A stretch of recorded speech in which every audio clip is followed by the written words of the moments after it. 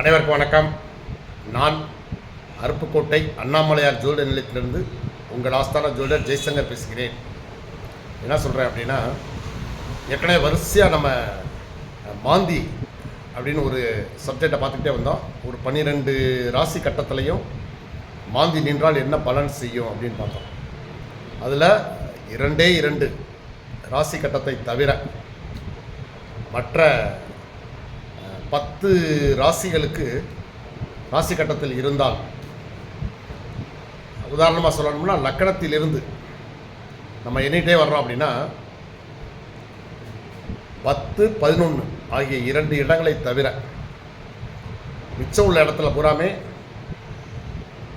மாந்தி நின்றுச்சுன்னா, லக்கணத்திலிருந்து ஒரு அந்த 10, 11 தவிர மற்ற நிலைகளில் மாந்தி நின்றால் மிக பயங்கரமான கொடூரமான கெடுபலன்களை தருவார் என்று பார்த்தோம். இப்போ சரி, அதுக்கு என்ன வேறு வழியே இல்லையா அப்படின்னா இருக்கு. முதல்ல மாந்தினா என்னன்னு தெரிஞ்சுக்கங்க. அது சூரியனின் பேரன், சூரியன் கிரகத்துடைய பேரன். சூரிய கிரகத்துடைய மகன் சனி, சனியின் மைந்தன் மாந்தி. மற்ற கிரகங்கள் நன்மை செய்யும், தீமை செய்யும், எல்லாம் இருக்கு. ஆனால் மாந்திக்கு கெடுதல் பண்ண மட்டும்தான் தெரியும், நன்மை செய்ய தெரியாது. ஆனால் அது 2 அது வாங்கி வந்த வரப்படி 10ஆம் இடத்திற்கும் 11ஆம் இடத்திலும் இருந்தால் அந்த மாந்தியை மாதிரி நன்மை செய்கிறதுக்கு எந்த கிரகமும் இல்லை. மாந்தி நினைத்தால் ஒருவனை குப்பையில் இருக்கிறவனை கோபுரத்தில் கொண்டே உட்கார வச்சிடும், சரிங்களா? ஆனால் மீதம் உள்ள அந்த 10 ராசி கட்டங்களில் எங்கிருந்தாலும், கோபுரத்தில் இருந்தாலும் உங்களை மண்ணை கவ வச்சிடும் இந்த மாந்தி. அப்போ அவ்வளோ வலிமையானது இந்த மாந்தி. இதை பெரும்பாலும் என்ன சொல்கிறாங்கன்னா, 2-3 தலைமுறைகளாக உங்களது ஜாதகத்தில் மாந்தி எந்த இடத்துல நிற்கிதோ அந்த இடத்திற்கான உறவு முறையில் உள்ளவங்க ஒரு துர்மரணம் அடைந்து இன்னமும் கடவுளிடம் மோட்சத்திற்கு போகாமல் அந்த ஆவி அல்லது அந்த துர் சக்தி, கெடுதல் சக்தி நீங்கள் பிறக்கும்போது உங்கள் வீட்டுக்கு உங்கள் மேலே ஏறிக்கிடுச்சு. கரெக்டாக அந்த பூமிக்குள்ளே எப்படா வருவீங்கிறத பார்த்து கரெக்டாக உங்கள் மேலே அது எந்த நேரத்தில், எந்த இடத்துல, எந்த திசையில் கரெக்டாக உட்காந்து அந்த திசையில் உள்ள கிரகத்தில் உட்காந்துருக்கு. அதுதான் உங்கள் ராசி கட்டத்தில் அது எந்த இடம், லக்கணமா இல்லை 2ஆம் இடமா 3ஆம் இடமா அப்படின்னு. அது எப்படியோ தப்பி தவிர 10ஆம் இடத்துலையும் 11ஆம் இடத்துல உட்காந்துருச்சுன்னா உங்களுக்கு நல்ல மிகப்பெரிய யோகம் இருக்குங்க. அதை விட்டுட்டு வேறு இடங்கள்ல இருந்தால் ரொம்ப பாதிப்பு. சரி, இப்போ இவங்க இதெல்லாம் என்ன செய்கிறது? லக்கணத்தில் இருக்குது அப்படின்னு வச்சுக்கோங்களேன், கிட்டத்தட்ட அந்த ஜாதகர் பைத்தியம் பிடிக்கிற நிலைமைக்கு வந்துடுவாங்க. எந்த ஒரு முயற்சி எடுத்தாலும் தடை. ஒரு காரியம் வெற்றி அடைய போகிற மாதிரி இருக்கும், கடைசியில் அது தோல்வியாயிடும். அப்படியே பல முயற்சிகள் பண்ணி அது தோல்வியில் போய் முடிஞ்சிடும். இது போல் அடுக்கிக்கிட்டே போகலாம். ஒவ்வொரு கட்டத்திலையும் இருந்தால் மாந்தி என்ன செய்யணும்? பெரும்பாலும் உபஜய ஸ்தானம்னு சொல்லக்கூடிய 3, 6, 10, 11 இந்த இடங்களில் மாந்தி ஓரளவு நன்மை செய்யும். 3, 6 இதில் இந்த 2ல் ஒரு 50% நன்மை செய்யும். 10, 11 இருக்கிற இடத்துல முழுமையான பலன்களை நன்மை செய்யும், சரிங்களா? 3வது முயற்சி ஸ்தானம் தைரியம், வீரியம் இதெல்லாம் இருக்கும், நல்லா உங்கள்கிட்ட நிறையவே இருக்கும், அது மாந்தி கொடுக்கும், சரிங்களா? 6 நோய், கடன், எதிரிகள் நிறைய உருவாகுவாங்க. ஆனாலும் அவங்களுக்கு ஒரு பாதிப்பு கூட உங்களுக்கு வராமல் காக்கும்.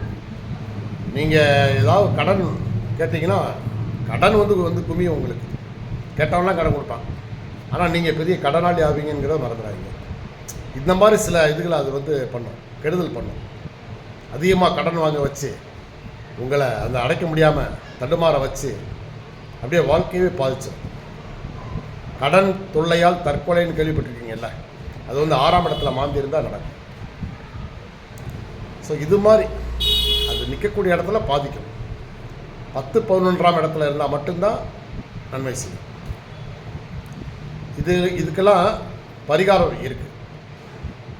10-11 இருந்தால் 10ஆம் இடம் 11ஆம் இடத்துல இருந்தால் பரிகாரம் தேவையில்லை. மற்ற இடத்துல இருந்தால்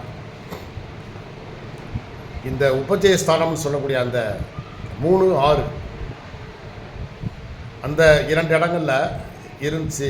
10-11 விட்டுருங்க, 3, 6 இந்த இடத்துல இருந்தால், மாந்தி இருந்தால் நீங்கள் போக வேண்டிய கோவில் எங்கே இருக்குது அப்படின்னா,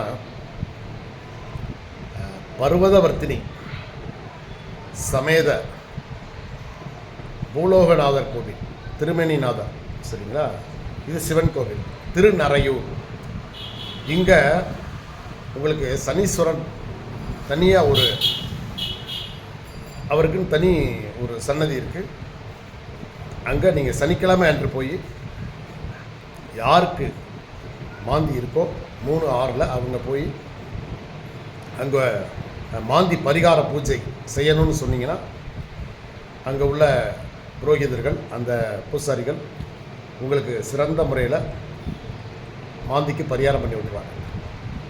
ஒன்று மட்டும் தெரிஞ்சுக்குங்க, மாந்திக்கு நீங்கள் பரிகாரம் பண்ணிட்டீங்கன்னா அது நேர மோட்சத்துக்கு போயிடும். போக முன்னாடி, ஏன்னா மாந்திங்கிறது உங்களுடைய முன்னோர் தான். அப்படிங்கிறப்ப போகும்போது நன்மையை செய்துட்டு போகும். நீங்கள் பரிகாரம் மட்டும் பண்ணிட்டீங்கன்னா, ஆஹா இவரால் தான் நம்ம வந்து இன்றைக்கி மோட்சம் அடைகிறோம் அப்படின்னு இந்த ராமாயண மகாபாரதம் இதெல்லாம் நம்ம படிச்சுப்போம் பாருங்களேன். ஒரு சிலரால் அவங்க காலடி பட்டுச்சுன்னா அந்த இடத்துல வந்து அதில் இருக்கக்கூடியவங்க மோட்சம் அடைஞ்சு போயிடுவாங்க. அது மாதிரி இது வந்து உங்கள்கிட்ட நிற்கிது. நீங்கள் அதை பரிகார பூஜை பண்ணிட்டீங்கன்னா அது மோட்சத்துக்கு போகும். உங்களுக்கு என்ன செய்யணுமோ அதை நல்ல முறையில் செய்துவிட்டு போகும். சரிங்களா?